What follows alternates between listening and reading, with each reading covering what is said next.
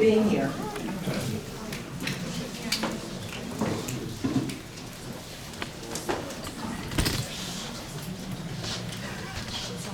Is to reach out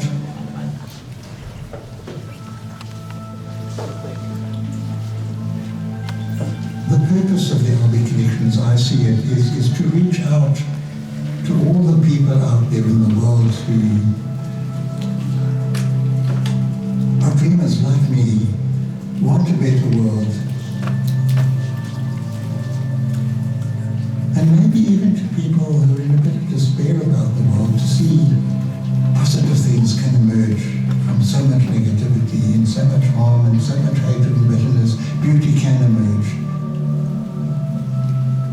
It happened in my life. It was there, I was available for it.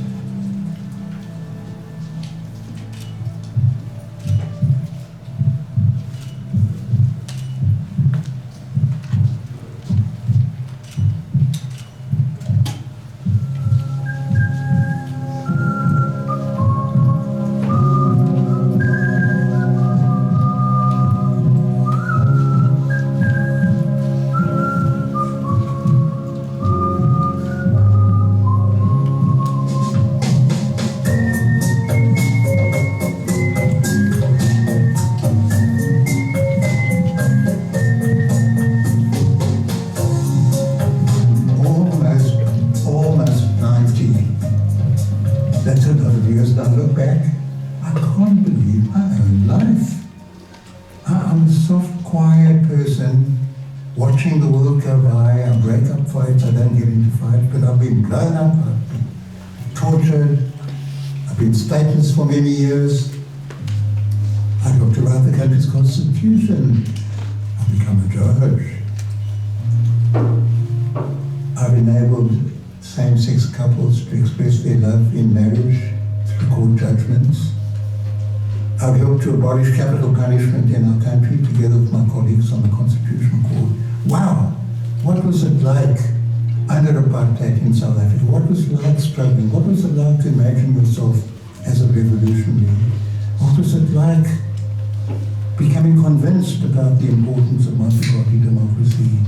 What was it like to love? What was it like to be involved with the arts movement? What was it like to write books?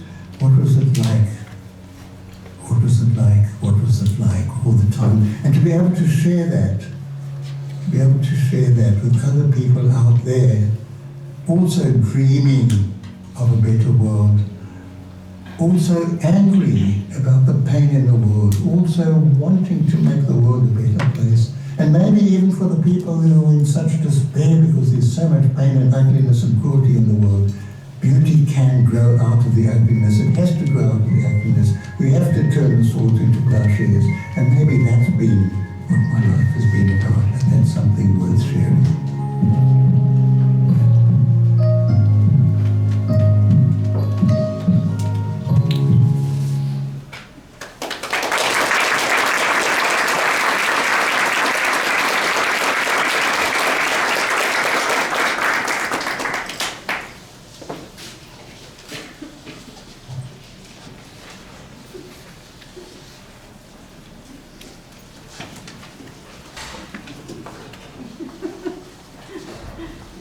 Didn't tell you he's very stubborn. Good afternoon, everyone. Thank you so much for being here. Justice Sachs, thank you for thinking that it is important for you to engage with our community here. Thank you for taking time out of your travels across the world, across the United States, this week, this month, to share your history and your background with us and to inspire the next generation of lawyers that we are working with here at the University of Baltimore School of Law. I'm the dean here at the law school. I'm LaVonda Reed. I just want to welcome all of our guests to this conversation. And I'd also like to invite up to the podium our dear new friend and colleague, Professor Jean Bailey, who will share a little bit more about the nature of the visit that we are engaged in and a part of this week. So, Professor Bailey, please.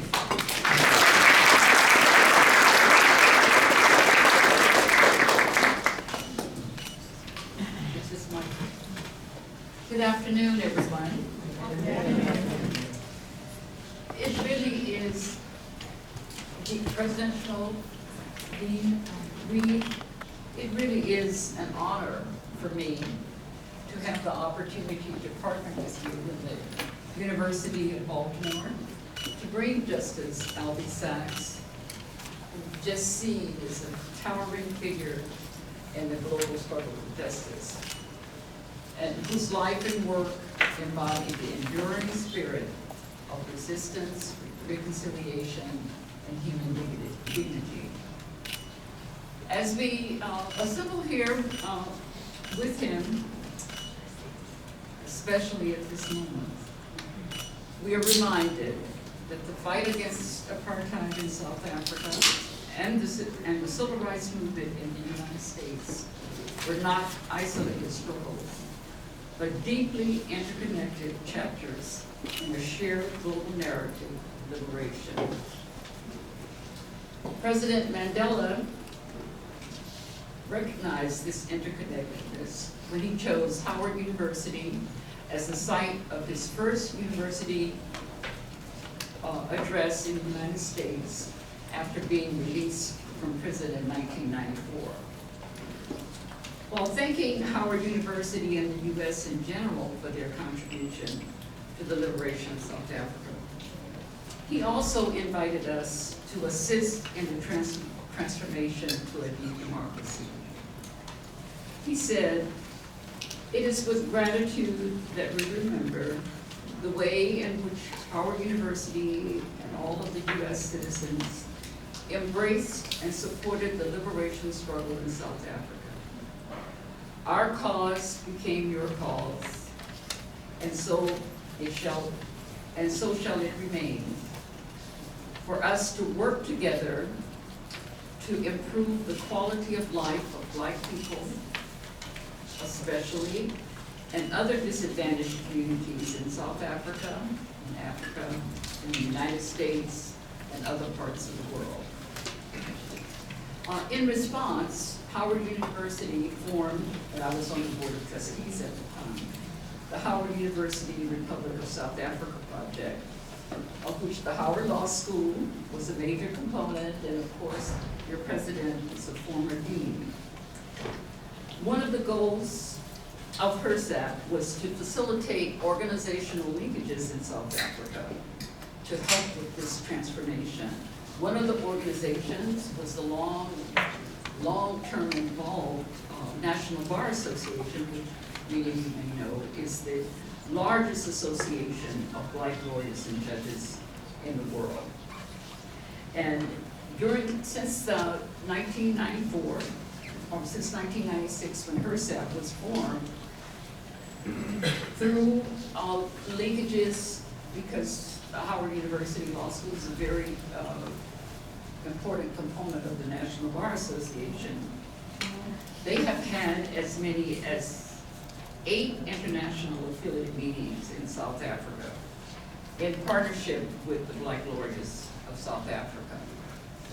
And in addition, Howard University established a summer law program at the University of Cape Town that was administered by Justice Sachs' good friend, Ziyad Matala.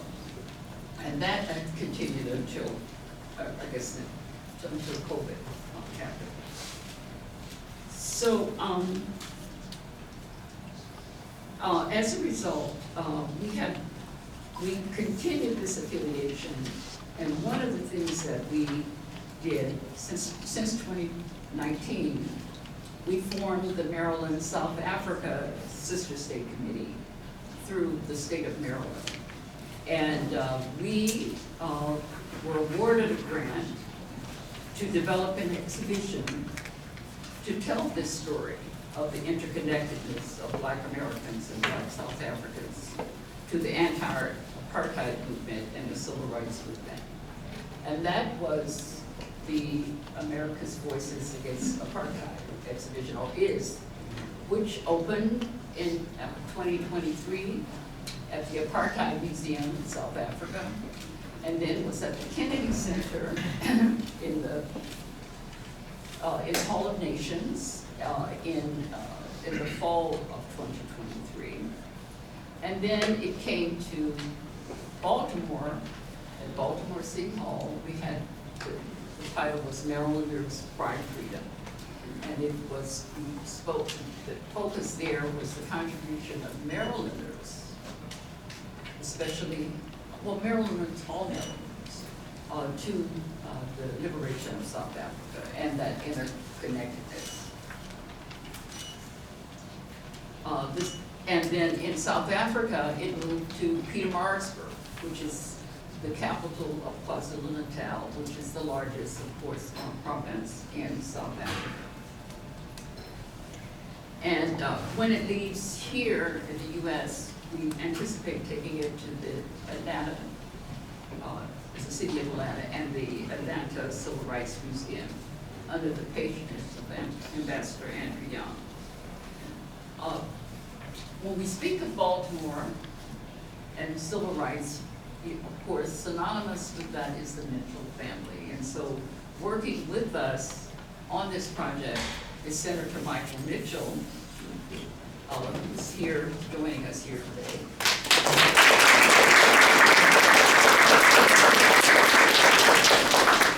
Senator Mitchell serves as vice chair of our Maryland South Africa Sister State Committee. And of course, I'm sure most of you are familiar with his father, Clarence Mitchell Jr., who was recognized, often referred to as the 21st, the 51st senator. So he played a pivotal role in bringing international attention to the apartheid regime when he was ambassador to the UN. And if you have time afterwards, you might be able to have a chat with Senator Mitchell, because he could tell you a lot about that history, and we have captured a lot of it in our exhibition. I would also like to note that the state of Maryland's General Assembly was the first southern state to divest of the pension fund, So we were in the forefront of the liberation struggle for South Africa. So it is very appropriate that we bring Justice Sachs, and this is his 79th lawsuit? I exaggerate, it's 59. His 59th visit, 59th law school, which he has visited and shared all of his experiences with us. And one of the things I'd like to say that during the time we would go to South Africa, he hosted the National Bar Association. So he's actually an unofficial member of the National Bar Association, because he received everyone so graciously, and that was always the highlight of his experience. So, and my husband, my late husband, led the delegation there in 2004, and I have great photos of him with Justice Sachs and the delegation. So I was just so delighted when I was given the opportunity to welcome him here and to meet him again in person in the U.S. So thank you so much, Dean Reed and President Schmoke, for giving us this opportunity, and I'm sure you will enjoy the experience. Thank you.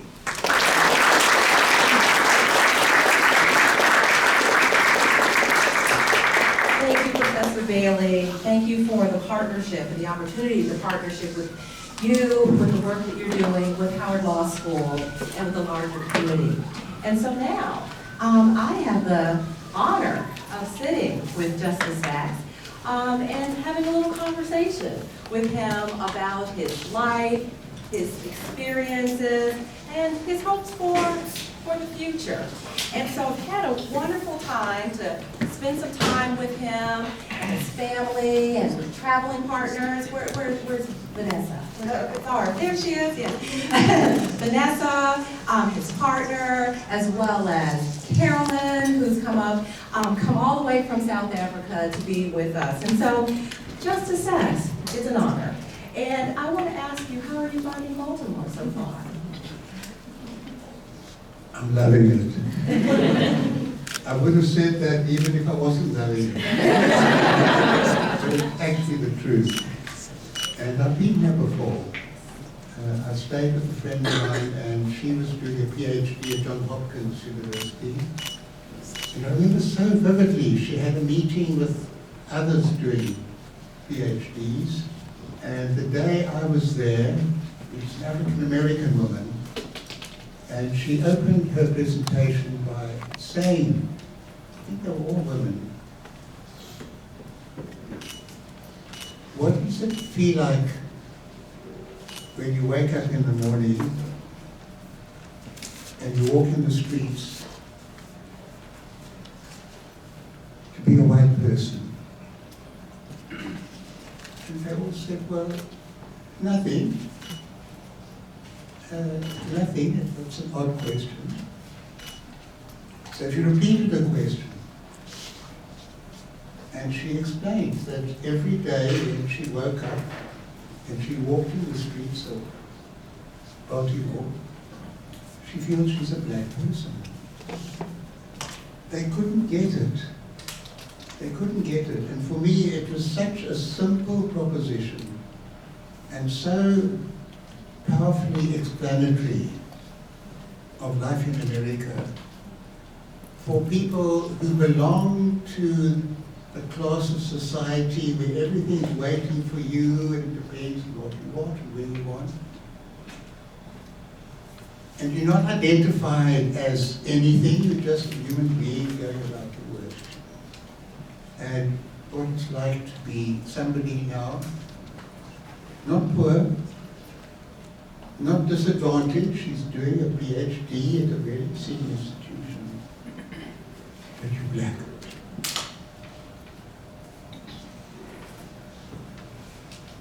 It was a resonant experience. Coming here now, greeted by you, having been in the company of Professor Jean Bailey, I feel a very different connection with Maryland, with Baltimore, and in a way with the US of A. It's not as though things haven't moved, they have moved. There's a lot of oscillation, there's a lot of challenge to that movement. It seems there are many people who regret that movement, who would feel much more comfortable for that PhD student to feel that she's black, that was the natural order of things. But I feel there's an energy here, there's a spirit here, there's a set of assumptions here. These are deep gains. I'm finding many of my American friends are in panic now. They feel everything is being challenged. You refute that challenge. You give me optimism, not only for me as Albie, but as a visitor from South Africa, where you were bedeviled by a race where you still are fighting against often its covert racism. It reminds me of how deeply entrenched the gains are of people who struggled and fought. The Black Lives Matter movement. It was huge, it was enormous, it resonated throughout the world. I even found myself in the extraordinary position in Cape Town of being invited by my old school, boys only, first formal school in South Africa, Sachs. I was Sachs from Sachs, South African college school for 10 years. And issues of racism now, the school's open to everybody. In my day, the only person of color was the man who rang the bell to show that your classroom time had changed. And I said, wouldn't it be wonderful if the cricket players took the knee before the game? And we spoke to the captain of the cricket team. They didn't actually do it, but it was something that started here and resonated, and even to my old school now, becoming a kind of an issue.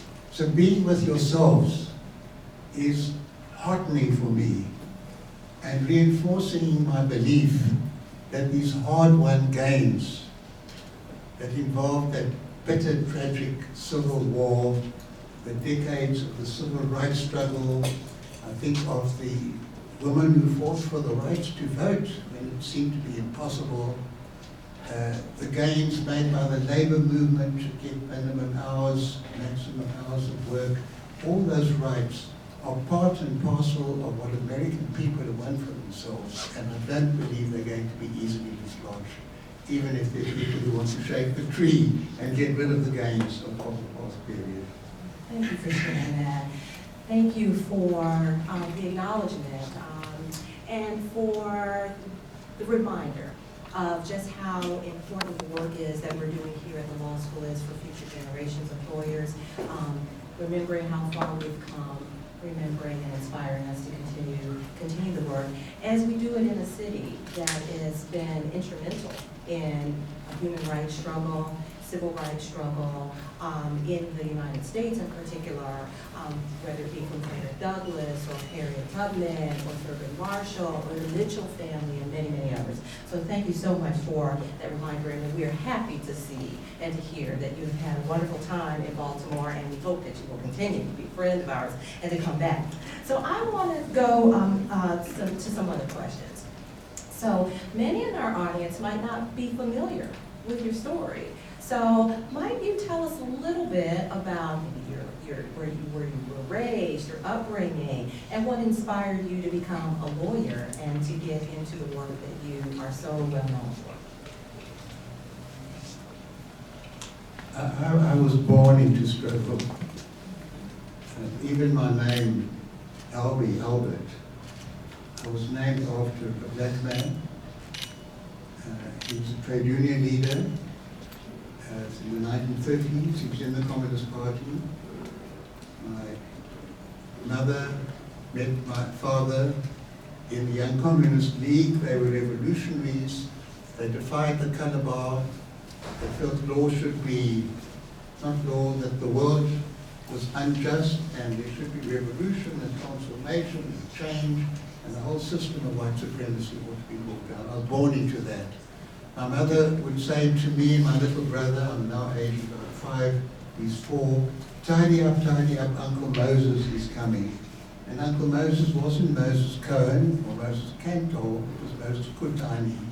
And he was the General Secretary of the Communist Party. And she was what was called his typist.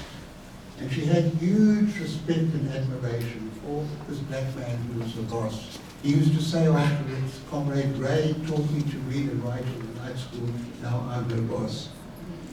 So that was the natural world for me. The natural world was where people connected with each other as human beings, not according to their skin color.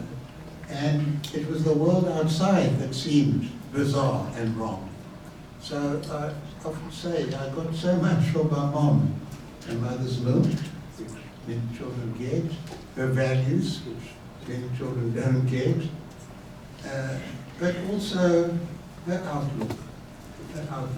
Such a wonderful gift for a child to have. I didn't have to struggle against the usual racist assumptions that most white kids grow up with and take for granted as automatic. It was the other way around.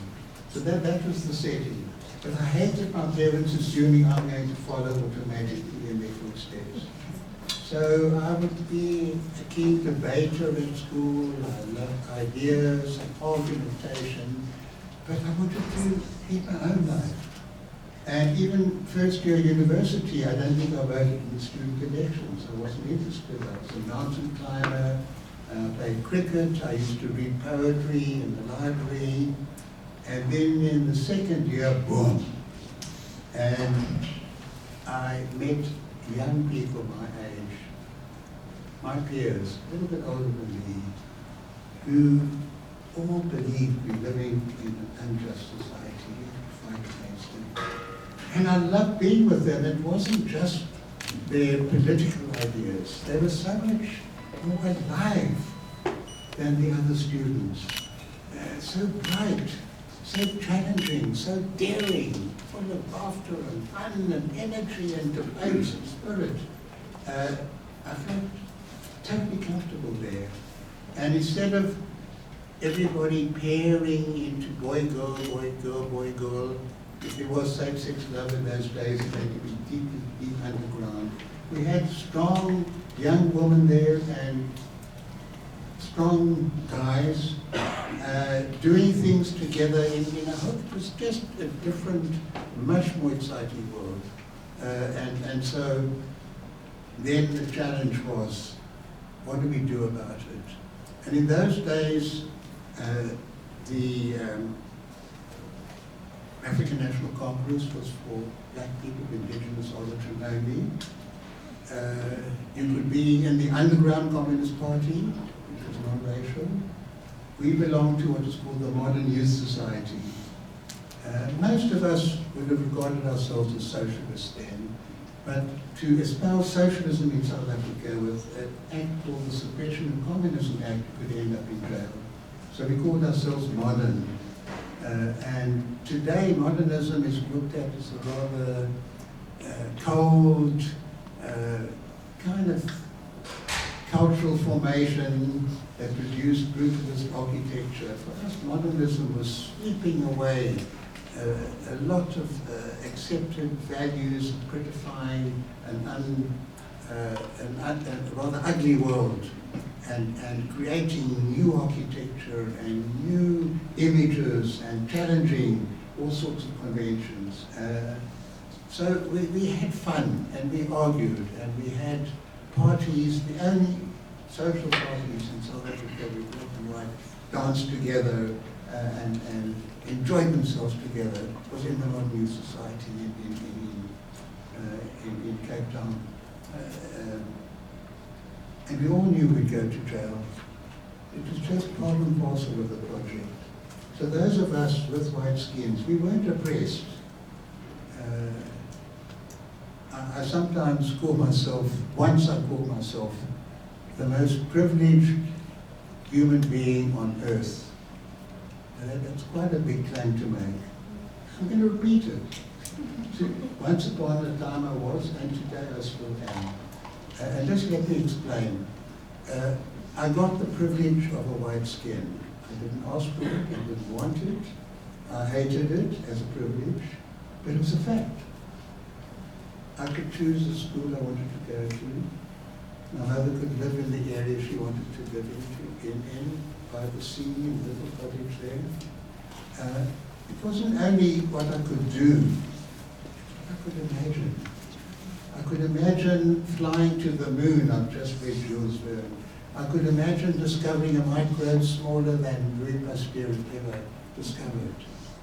For the great majority of our people, they couldn't even imagine anything of that kind because the struggle was against the degrading practices and cultures, against avoiding hurt in just scratching around for whatever little bits of decent life that they could get. So that was the privilege that came with my white skin. But then I had the privilege of belonging to a liberation movement. And that was huge. And I was welcomed into it. I didn't go in as a savior, as a leader. In fact, if anything, I was too timid. And it was wonderful for me. Not just for justice. We would have our meetings in front of the city hall. Maybe 50 people, 500, 5,000. And the soprano would start singing. And then a bass would join in. And then a tenor. And alto, 4-part harmony. People who maybe had 4 years schooling, singing beautifully, and sometimes sad, sad, sad songs. My boye, my boye, my boye, Africa. My boye, my boye, my boye, come back Africa. Senselina, Senselina, Senselina, Senselina. What have we done? What have we done? It was singing the performance. Everybody joined in. Everybody had a voice. Everybody could contribute to the beauty of the occasion. And it's kind of people connecting up, saying almost in effect, we might be very short of money. We might be living in harsh conditions. We might be vulnerable to being stopped by a policeman any time, day or night, in our homes, in the street, to show our paths. We might be people who can be evicted. We might be people who don't have the vote. But we can see. We can imagine a new South Africa. And again, it was so rich for me as Albie, getting out of my tight white skin and learning. I still don't quite get it. I still don't quite move like people growing up in those communities. But it was emancipatory for me. It was rich for me. Justice, that was one thing I was going to ask you. If So I on can the just dance- run through more quickly, Yes, then I the want to other hear about the dancing privileges. and the singing. And all the talents. Then the privilege then of belonging to the liberation movement, but also the privilege as a lawyer helping to write our country's constitution. How many of you helped to write your country's constitution? I asked that question. It was like enormous. And then the privilege of being on the top court in the country, now defending the things we've been fighting for.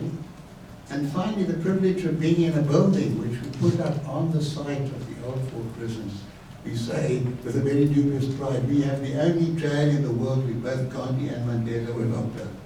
No one else can make that boast. And it's a beautiful building, winning all sorts of architectural prizes, imaginative, full of light, welcoming, a building that normally courts are forbidding and frightening.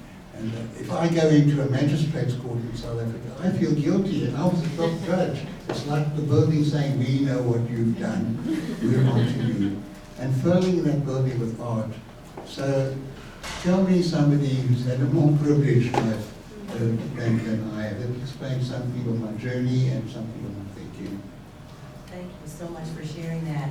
And kind of painting the contrast between the upbringing that you had and what other people in the country were having, the struggle, the lack of opportunity. At what point in time in your life, in your career, did you really feel as if change was possible? It would seem that the struggle, the oppression, the lack of opportunity, the discrimination was insurmountable. So at what point in time did you and your fellow peers think that change was possible? And what sparked that? And what happened next? We never doubted it. From the age of 17, I'm a second year law student. I'm joining the Defiance of Unjust Laws campaign, sitting on seats, non-whites only. Love saying these days that many people remember their first kiss. I remember the first time I went to jail. And we all went to jail in modern society. My friend Dennis Goldberg for 22 years, others for shorter periods of time. Just remind me of the question again. When did you first know that change was possible? Now, the minute I became active, we had no doubt at all. We had no doubt at all. We didn't think it would take as long as it did. So now it's 1952. I'm politically active. There were the defeat of Hitler, Mussolini, Japanese imperialism, the creation of the United Nations, the new set of values, the beginnings of the decolonization of Africa. This was happening in the 1950s. And we thought it's coming. And the 50s was a decade of enormous action on our part. The 60s of terrible repression. Our leaders locked up, tortured to death, Mandela and the others in prison. That was very, very hard. But we thought 10 years. We thought 10 years. One of our wittiest and politically most thoughtful leaders, Joe Slovo, will tell the joke against himself that he's meeting somebody in Europe, and the person says, Comrade Joe, how long is it going to be before you go back? And he said, another 5 years we'll be back. But Comrade Joe, you told me that 20 years ago. He said, I believe it then and I believe it now. I'm absolutely consistent. And we did go back 5 years later. So we didn't know what I personally lived to see it. Our slogan was freedom in our lifetime. And we all expected and hoped to have a long lifetime. I was unfortunate, I had longer than most lifetime. But in that sense, we have seen freedom in South Africa.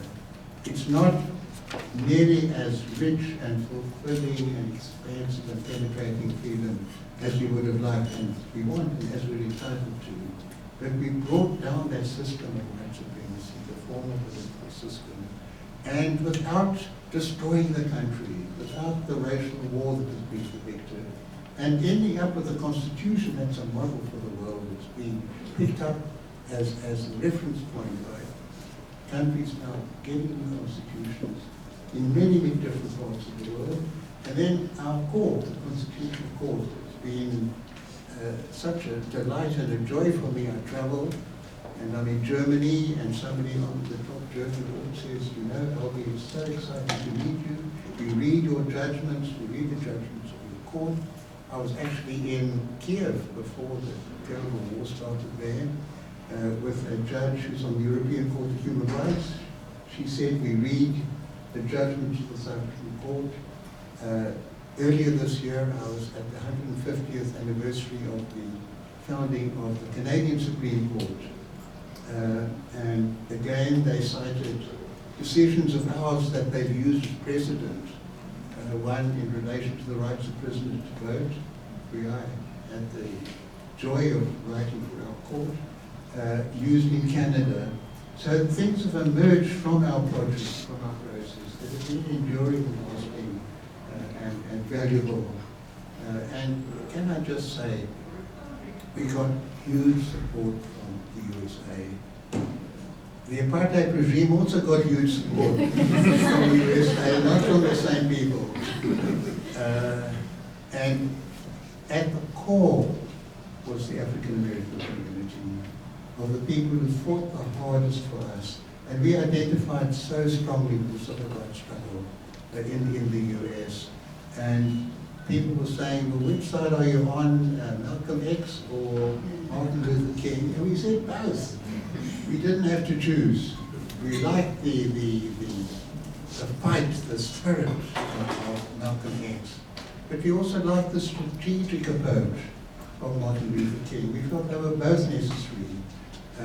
I got some credit in the Modern Youth Society for being able to mimic the singing of Paul Robeson, who was the Mandela of our age.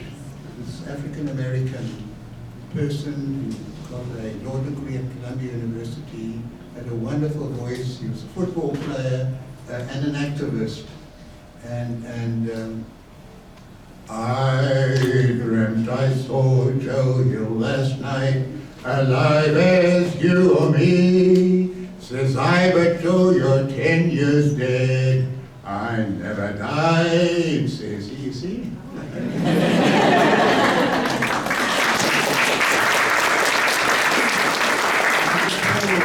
of identification that was very, very strong. And we felt the pain during the McCarthy period of people with alternative ideas being sent to jail, people losing their jobs, people fleeing because they believed what they believed. And we saw movement through that. And then years later, the Vietnam War, tearing this country apart.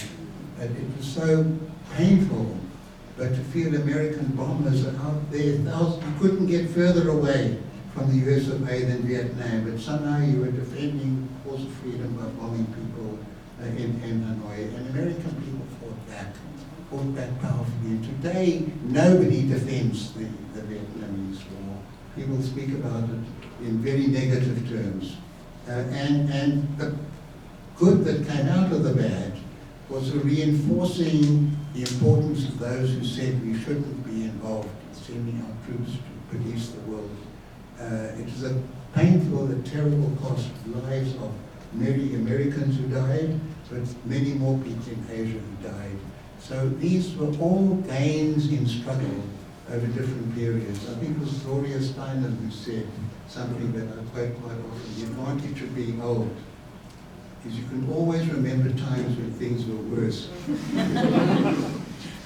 And those of us who grew up in Gen X were always reminding the younger generation here in the building how things were back in the 1900s, right? Justice Sachs, you have all of these wonderful talents. This connection to art is not something that we really intended to talk about. We could have a whole conversation about song and freedom movement. We could have a whole conversation about dance and the visual and print arts as well. But I do want to dig a little bit deeper into some of the dangers that you and your peers and fellow freedom fighters endured. I know that you suffered a major physical injury that I'm sure has transformed your life. Tell us a little bit about how, as you moved along towards freedom and a better society for South Africa, some of the dangers that befell you all. We have seen a lot of video here in the United States about what happened during the civil rights era here, in places like Alabama and other places. But it wasn't just happening here. Right? You guys suffered a lot. So tell us a little bit about that experience. People often refer to, and I'm glad you didn't, sacrifices. I was detained in solitary confinement 168 days. It was hell. It was worse than I could ever have imagined.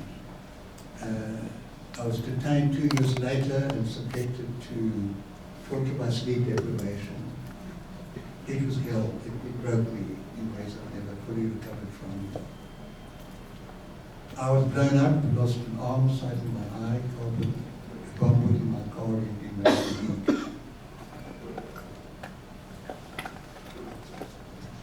None of that was a sacrifice.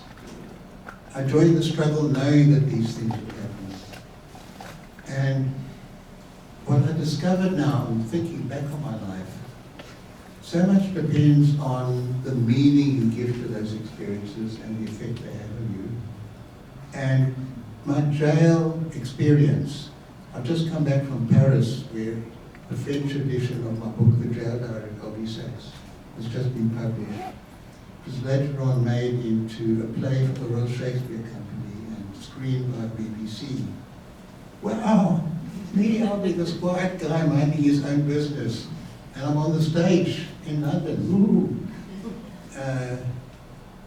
Yet the act of writing saved me when I was in solitary. They can be in charge of my body. They give me food. They allow me out for a bit of exercise. They lock and unlock my door. I can be in charge of the narrative. I can take that pain and I can convert it into language, into words, to share with other people in struggle elsewhere in the world what it's like and how you can get through. So it's turning the negative into positive, the salt into plowshares. Years later, I'm blown up. I was telling my grandson, 8-year-old grandson, the other day, what? It was the best day of my life. What do you mean, Grandpa? You lost an arm? It's like the best day of my life. It can't be. And I said, you're in the struggle. You're waiting. Will they come for me? Will they come today? Will I get through the night? Will I be brave? And they tried to kill me, and I'd only lost an arm. That huge moment in my life. And it actually turned out to be, in that sense, a kind of a blessing. I don't recommend it as for anybody, but lots of small things that have been so irritating and troubling just vanished. I don't care anymore. And I could learn. Look, Mommy, I can stand. Look, Mommy, I can write. It was a process of rejuvenation. And when I got a note saying, "Don't worry, Comrade Albie, we will avenge you," signed Comrade Bobby Naidu, "I will avenge me. We're going to cut off the arms. We're going to blind in one eye.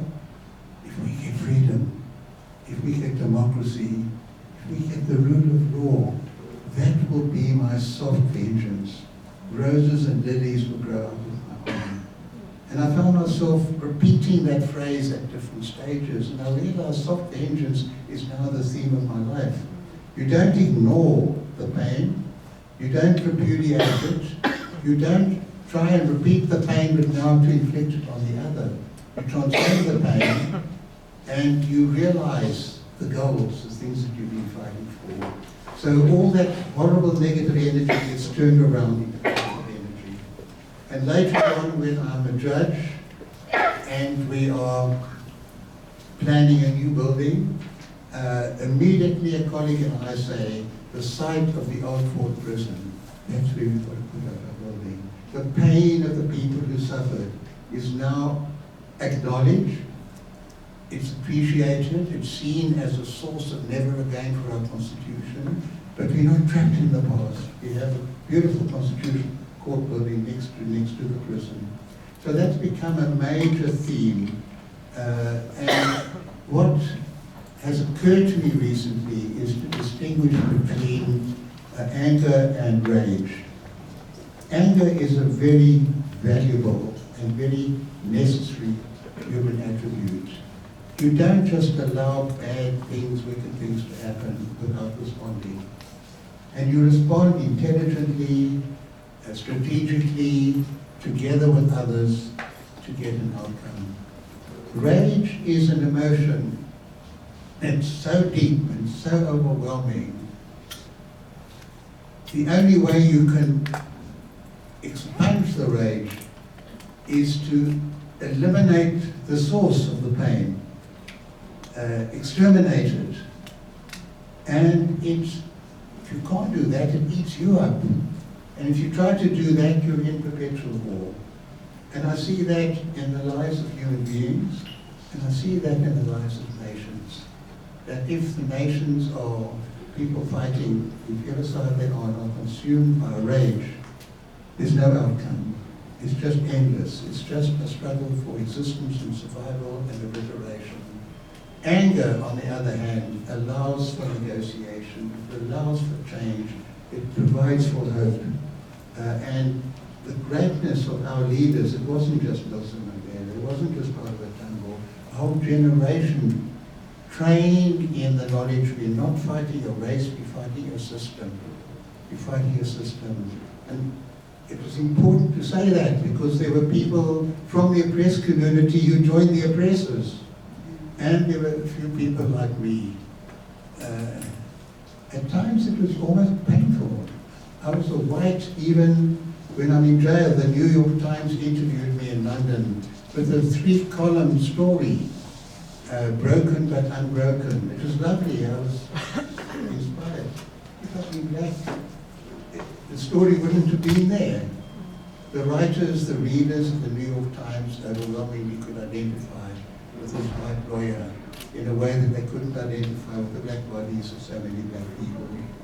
And perversely, my contribution to the struggle became greater against the people amongst the oppressed community who were saying, are we fighting a race? Or are we fighting a system? And they'd say, look at Albie Sachs. He got blown up and he's still on our side, he's still going strong. And that's a source, I'll call it ambiguous pride for me. Thank you for sharing that story about resilience, about turning pain and sorrow and disappointment into energy that fueled your tank, essentially, to continue moving on. So Let's fast forward a little bit. So how does one get invited to write a constitution for a country? So how did that happen? So what happened? I mean, that's not just like a little small quiz. This is a big deal. So tell us a little bit about how you came to be invited or at the table to craft a constitution that dreamed of a better society for people. How did that come about? That started in exile. Who's from Zambia? You lived in Zambia? Over here. Hi there. Yeah, we had our ANC African National Congress headquarters in Zambia. And the leader was a certain Oliver Tambo, who happened to be the law partner of a certain Nelson Mandela. And the decision was taken in 1960 when not only did black people not have the vote, they couldn't even protest about not having the vote. And organizations driven underground, leaders locked up, and the decision was taken, Mandela will lead resistance inside South Africa, but Tambo will go out to rally the world to denounce and boycott apartheid South Africa. And one of the things he did in 1985 was to set up a constitution committee. And he said, we've got to be ready. We're going to negotiate one day when conditions are right. And we've got to know, what do we want? Not enough just to denounce the things we don't like, what do we want? And it was headed by Professor Jack Simons, who's been at the University of Cape Town, who's been imprisoned.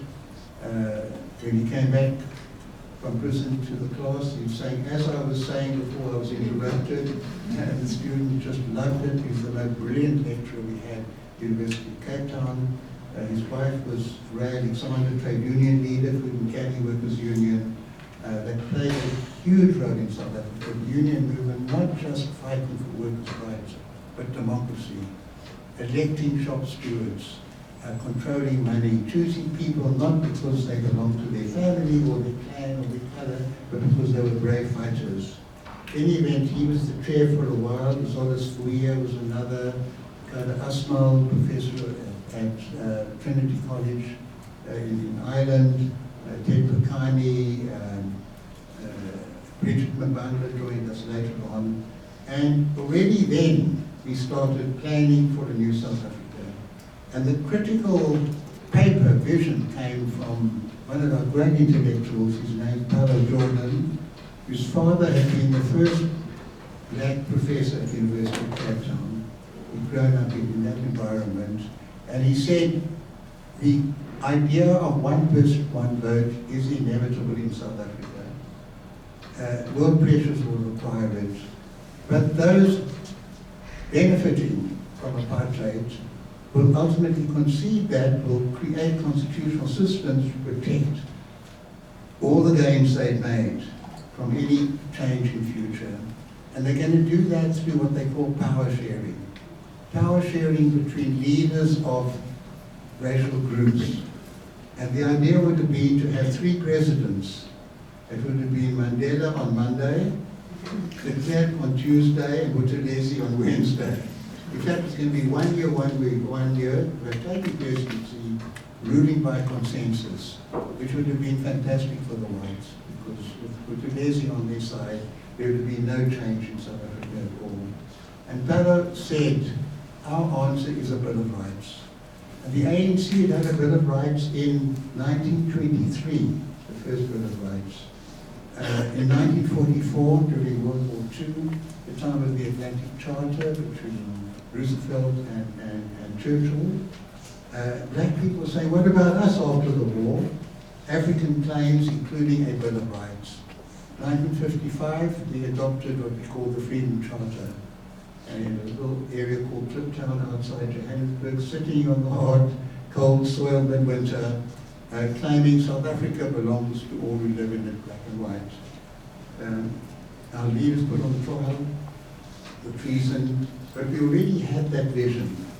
And he said, what we need in South Africa is majority rule, democracy like everywhere in the world, but protections are given to people as human beings under a Bill of Rights, not through protecting racial groups or majorities or minorities. And that became our guiding principle already in 85. And now we're learning to convert it into language that could be constitutionalized later on. Along the way, I got blown up. It was 3 weeks after I'd spoken at the University of Zambia, in fact, at an in-house seminar. I don't know any other revolution that has in-house seminars. But even one of our papers, the person having a footnote saying, the views I express are purely my own and shouldn't be taken as representative of anything else. And I'm saying why we need to understand constitutions. We know how to use limpid minds, we know how to call strikes, we know how to have all sorts of demonstrations, but we've got to learn about bills of rights, we've got to learn about electoral systems, we've got to learn about federalism. And I love seeing the film of that, because you see my right arm. My whole right arm is telling people, you've got to do this, you've got to do that. And 3 weeks later, I'm blown up. So I'm just saying, go back. And then finally, 1990, we come back. And most of us migrate to the University of the Western Cape, which was in Cape Town. It was set up for people of color to prevent them from having their minds spoiled by white agitators at the University of Cape Town. It was deep in the bush. It was controlled by very reactionary professors, but the students fought back and new professors came there. And that became the engine room of new ideas about the new South Africa. So it's a long process, and one reason why I get so embarrassed when come to the United States. Justice Albie Sachs, the man who wrote the South African Constitution. We were hundreds of us involved at different stages. It's an elective project. I made a contribution. I'm not modest about that, I'm not humble about that. But it was together with others over a long period of time.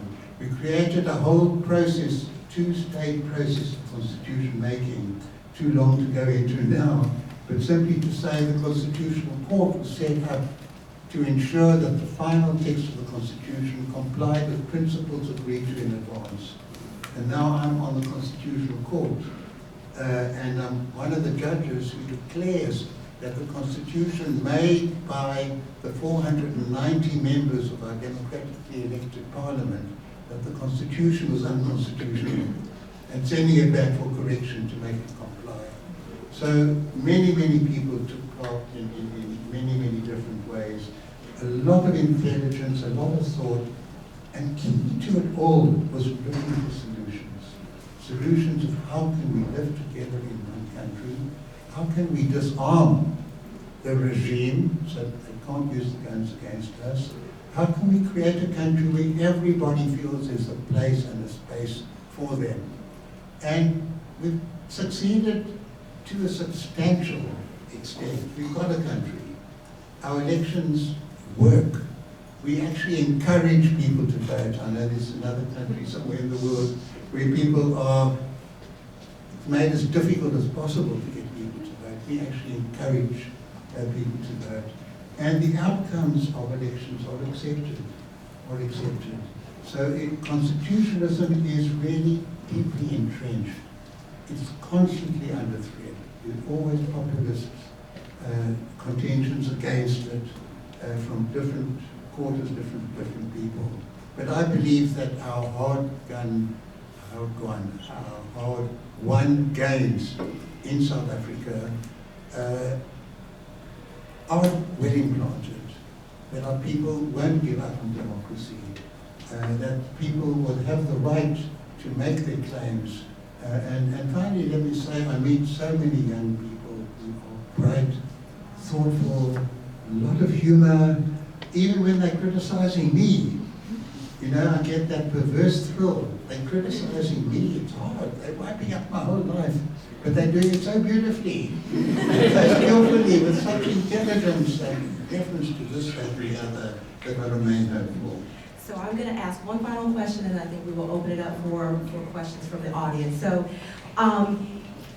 rumor tells me that you just recently celebrated your 90th birthday. Is that right? Yes, and that there's going to be a big old party for you in New York City. And what I want to know, after having had all these experiences, these decades of living behind you, what keeps you hopeful for the future? You are still going, you are on a multi-city tour of the United States at age 90, so tell me, I mean, one, how do you stay so young? And then also, what do you look forward to? I mean, what's next for Albie Sachs? I think one of the reasons is optimism is self-fulfilling, and pessimism is self-fulfilling. If you're down, you're likely to stay down, because you don't have the energy to find solutions, to work with others, so, I don't know, I think I got it more from my mom, whose life wasn't all that easy, than from my dad, who was a big, major public figure. When he died and he was cremated at Golders Green Crematorium in London, a very witty attorney said, I'm sure if God exists, Soddy's arguing with him right now. So he was a powerful figure, but very discontented. My mom was very self-deprecating and always insisted, you know, Role was very modest and so on, but there was terrific resilience there. And first husband left her, second husband left her, but I got something from her. So that partly, I don't think it's a genetic. Health maybe has a genetic component. Happiness, I don't think has a genetic component. But I've seen results. I've seen impossible dreams realized, hugely impossible dreams realized. So there's a foundation. And I see enough change in our country. I started off my presentation today. I've seen Baltimore change. I've seen Baltimore change. So these are the sources of my hopefulness. And it doesn't mean I don't see the negative. You can't ignore the negative. You can't resist it. But your anger is directed at it. You find ways and means of dealing with it and maybe prioritizing your anger and prioritizing your interventions. I also find that being active is damn good for my health. Neurologists can explain, hormonists can explain, you know, the chemical side of it. But it energizes me, it's fun. It's I don't know. The party aspect is I never celebrated my birthdays. And at first I thought, well, you know, I've grown up in a revolutionary family and birthdays are bourgeois and we knew the date of the Russian Revolution and Cuban liberation. We didn't celebrate birthdays.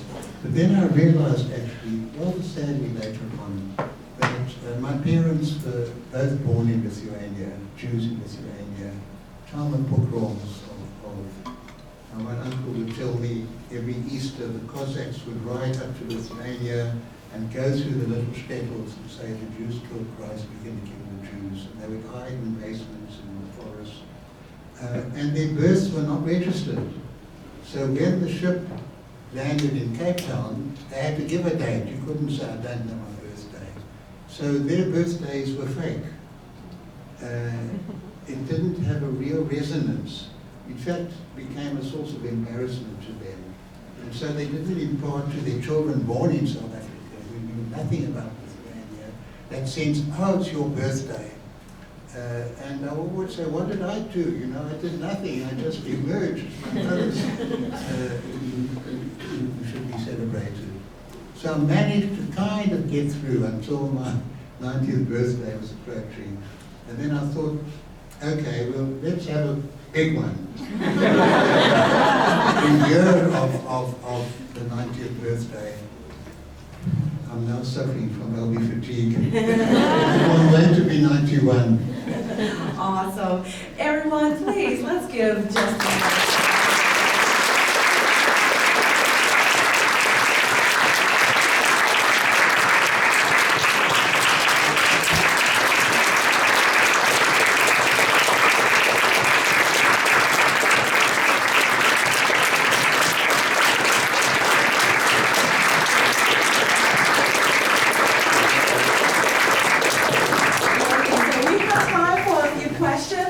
can I get a time check? What time is it right now? 1:15, okay. So let's take a couple of questions. Let's see, anybody want to, I know some folks have got to leave for class, but let's see, questions. Anybody raise your hand? Okay, here we go. Hi, thank you so much for coming. First of all, I really resonated with your entire speech, with your entire story, and it was just amazing to hear. So, as someone who stood in solidarity with Black South Africans during the resistance against apartheid, how did you come to understand and like navigate your own identity as like a white South African? And did you ever feel like an imposter syndrome in a sense, trying to like fight alongside with people who had a different experience than you?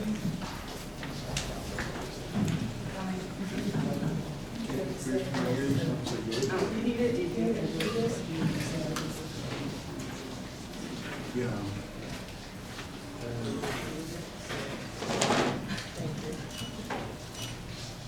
Should we take a few? Want to take a few? Did I? Yeah, okay. Are there more questions? Okay, It's yes, better to do a yes. few. He likes to do a couple of questions together. So we've got one about identity and how did you feel about being white activists working with others of other races. Okay, so any other questions? Anybody else? Okay, go ahead and just, I'm not going to be able to get the mic all the way back to you, so just stand up and project. Use your outdoor voice. Got it, okay. Hi, thank you so much for your incredible work. I was wondering if you had any thoughts on how us as activists or revolutionaries in the West can go about holding the Western world accountable for its crimes against the global South, and what we should be working towards in order to facilitate a truth and reconciliation process with these modern day crimes that seem so out of reach for us. Accountability. He has a question about accountability in the United States, the Western world, and the things that have happened here in our country. How do we effectuate that type of reconciliation? I think to just paraphrase the question, here in the United States. I was going to ask, for a lot of people in our age group, we've become disillusioned with those in power and the way that capital holds power and influence, and I was wondering, kind of similar to his point, is there a role that international organizations can have that gives them more influence over global phenomenon where people are losing their rights or their lives for certain movements? Do they have a position in that place? Should they be given more power, or should we rely on the people within countries that are being affected to institute change from within their own communities, or with communities that aren't backed by legal powers or legal influence? Should we be relying on these international organizations, or should we more leave it to people within their countries to make that change?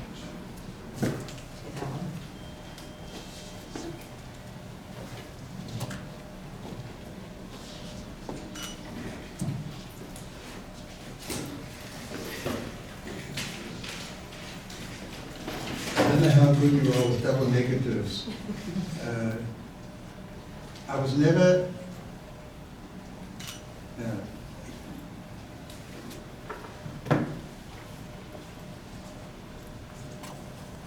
I was often uncomfortable about being white in what was essentially a black struggle. It wasn't that right. It wasn't without discomfort. That's the double negative. But overwhelmingly, it was a very affirming, positive experience that I had. And it had a lot to do with the character of our movement. Overwhelmingly Black African people, strong community sense, and a strong internal dignity that was never crushed by apartheid.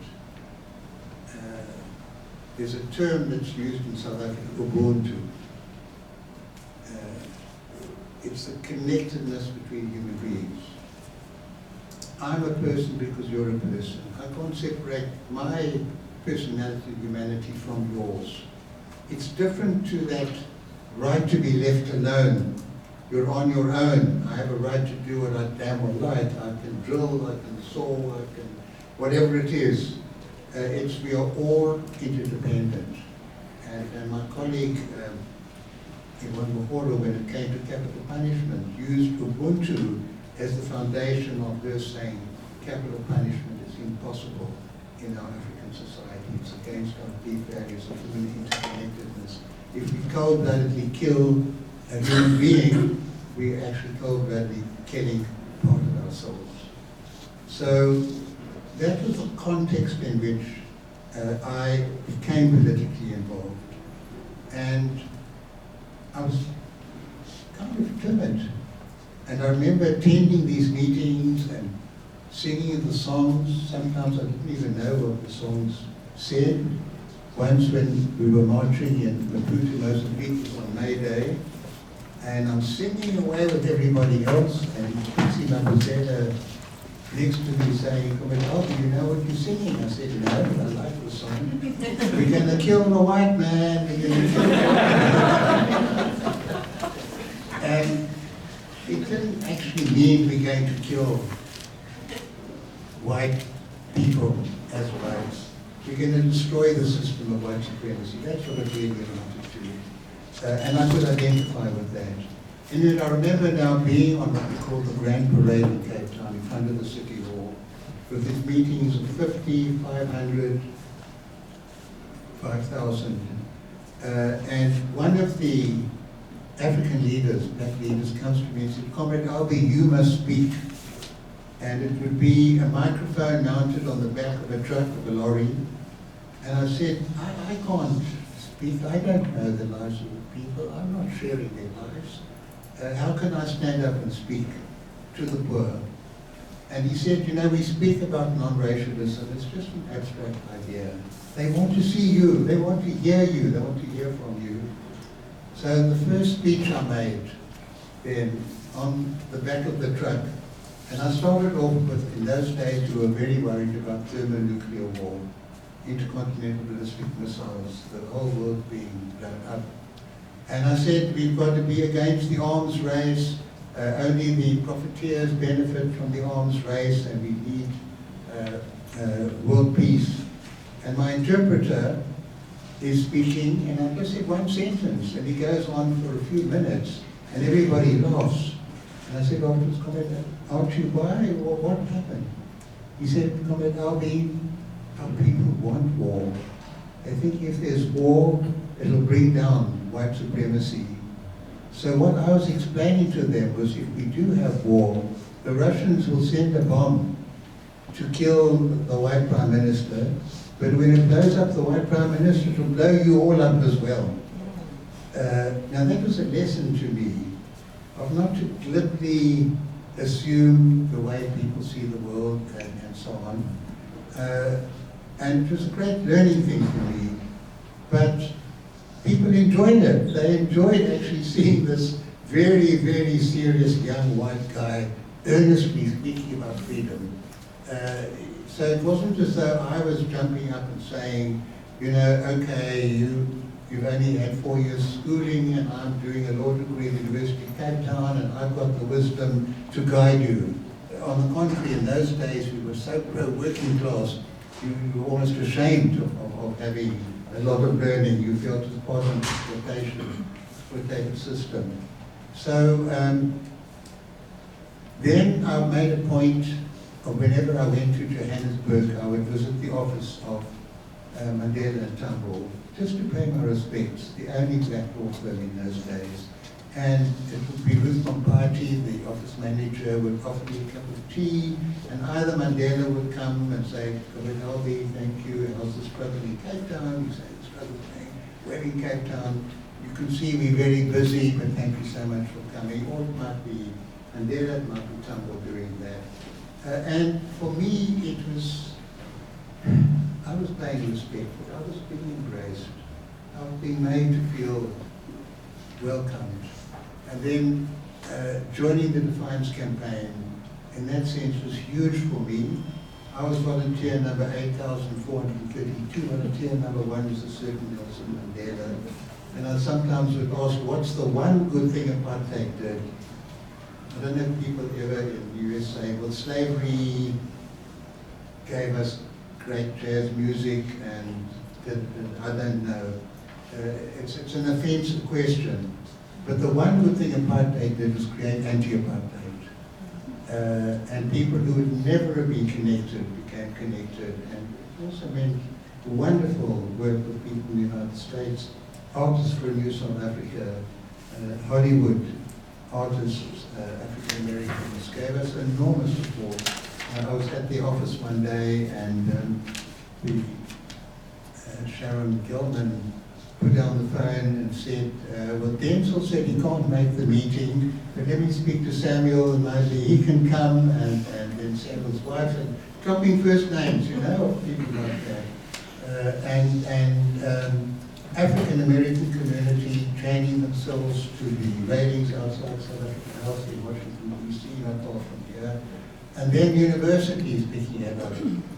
One of the things I love, I think somebody mentioned Maryland government was the first to divest. And the university say we had the first occupation of the Senate, and we had the first to be part of the divestment campaign. And these are bonds of solidarity in struggle. They're not just, it's a nice thing, or you're on this side or that side. It's you taking action. It's anger that's directed. It's anger, if you like, that's held together cemented by love and affection, not just by rage. So, yes, in a way, at times when I was tortured, others would be made to stand on a brick for 5 days, or given an electric shock, electrode put on their genitals, or would be hung outside the window, and many actually died. They fell down and died. My white skin saved me from that, even when I'm being tortured.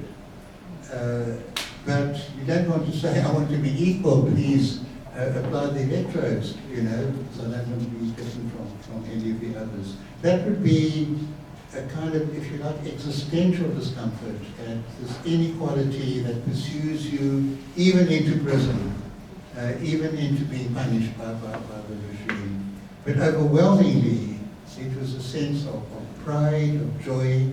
And then when somebody told me, Albie, thank you for your contribution. I was wooing my wife, it's a young black guy, and she said no, she doesn't believe in the ANC because they have whites and Indians and colored people in their ranks, not just black Africans. And I gave her your jail diary, and she read your jail diary and she said, yes, I'll marry you. Just to feel that my story in that sense, as a white person, being involved in the struggle, telling it with belief in the emancipatory movement, with all the little details that were involved, made a disproportionate had a disproportionate impact because it was helping to strengthen the non-racial ideal. And not simply in words as a good principle, a philosophical thing, Rainbow Nation, but somebody immersed in the struggle and writing about it with a certain measure of dignity. In terms of the accountability, I think the most useful thing from South Africa in that regard is our Truth and Reconciliation Commission. Apartheid was a crime against humanity in itself. The dispossession was a legally enforced, centuries-long process, and that would take concerted action over a long period of time to rectify. But we needed to do something about the assassinations, the tortures, that even under apartheid were illegal, that were hidden, that were covert. And we didn't have the evidence to prosecute. These things are done in secret. The only way you can get evidence is to get some of the killers to become state witnesses. They get amnesty, And it's always invidious. And the trials go on for years. And appeals and due process of law. And we wanted to reconstruct our judiciary and move on. But not move on with unstated, undeclared, unacknowledged brutality to bring it out. So we set up the Truth and Reconciliation Commission. And it had an enormous impact. Just hearing the voices of the people who suffered so much, just acknowledging their pain, and seeing it on TV and hearing it on radio, and it was a phenomenological thing, not the report, it was the voices of the people. And then some of the security came forward, and they could get amnesty if they told the truth. And they would do it in this stiff manner, with these suits reading from the statement. It was something. It's the only time I've heard of people coming forward and actually acknowledging, not because they're being tortured, not because they're being paid money, but it would allow them now to walk freely and maybe to get a certain burden. I met the man who put the bomb in my car through the Truth Commission. I actually ended up shaking his hand because he told the truth.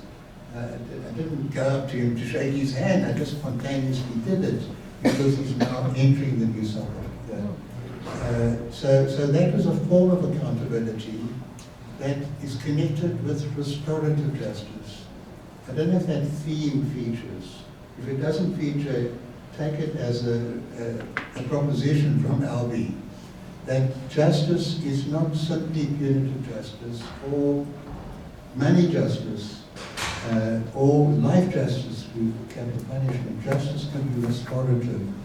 You have juvenile justice. The idea is to bring the parties together through not the state's action, but the community, the faith movements, the families, the neighborhoods, to get people now to reintegrate and live in the same community according to the same values.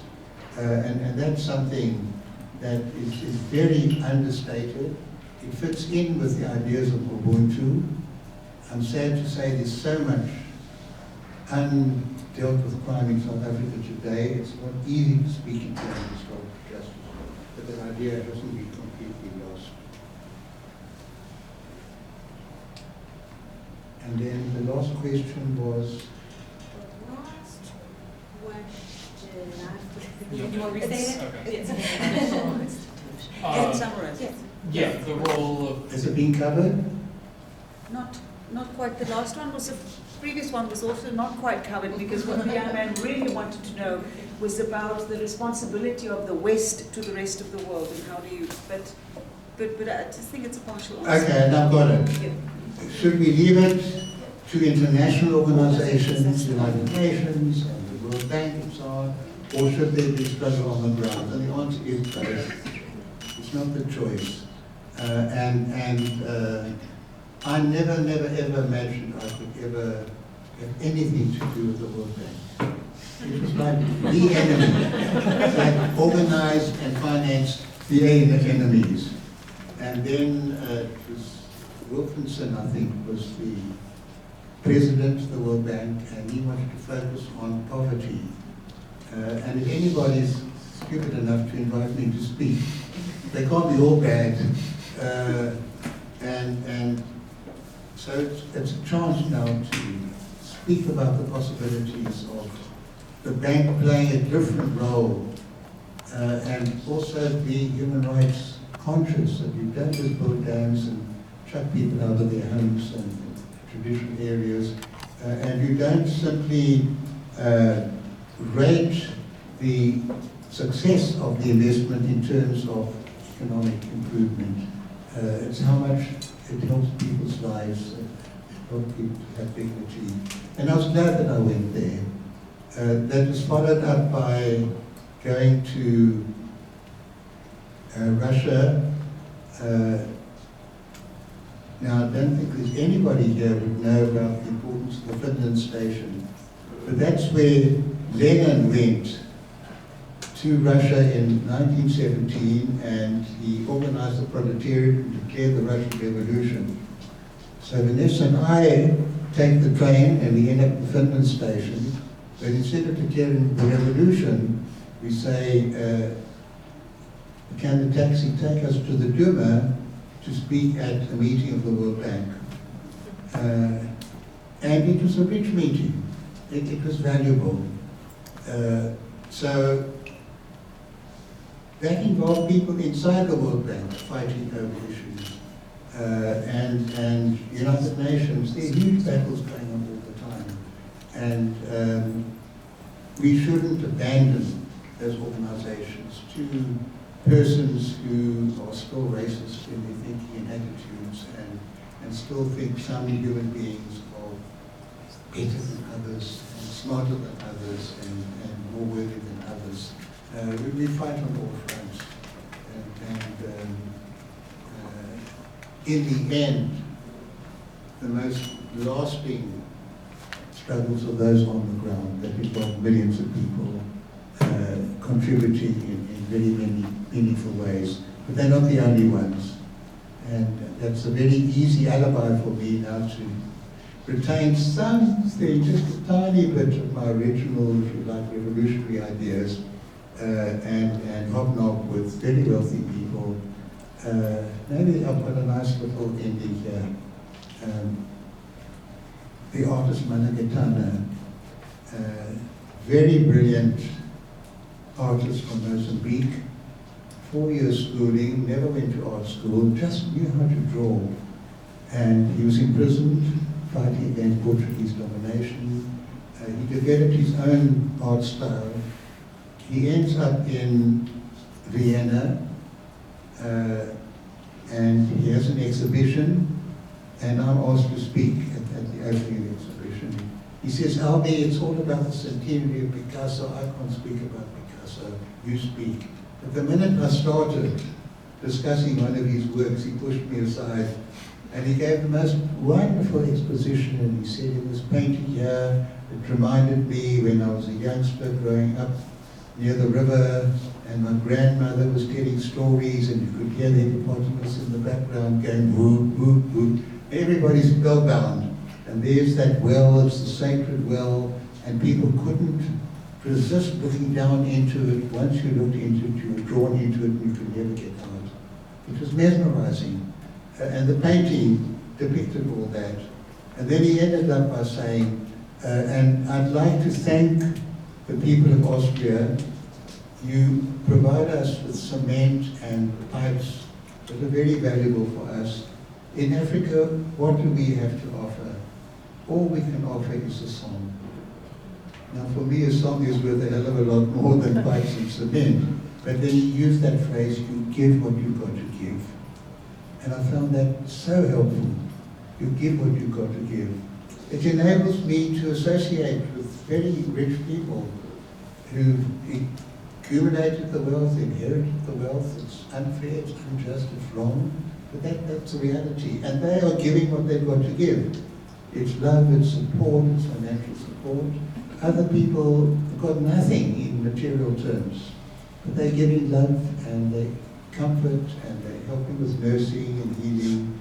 And it's an enormously unifying, humane factor. You give what you've got to give. And what have I got to give? Talking about giving what you've got to give. Thank you for that. Again, let's give Justice Albie.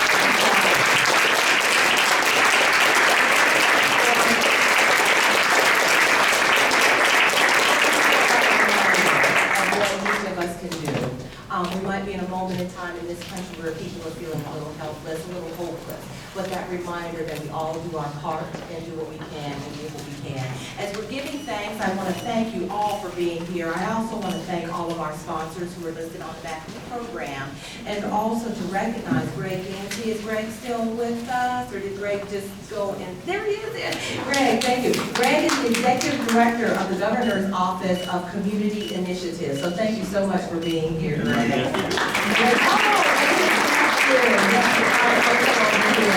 Everyone, thank you again. I hope you feel inspired. I hope to continue to have conversations like this. I'm sure Justice Sachs will be available for some more follow-up questions as you guys round out and go on about the rest of your day. Thank you so much. Take care.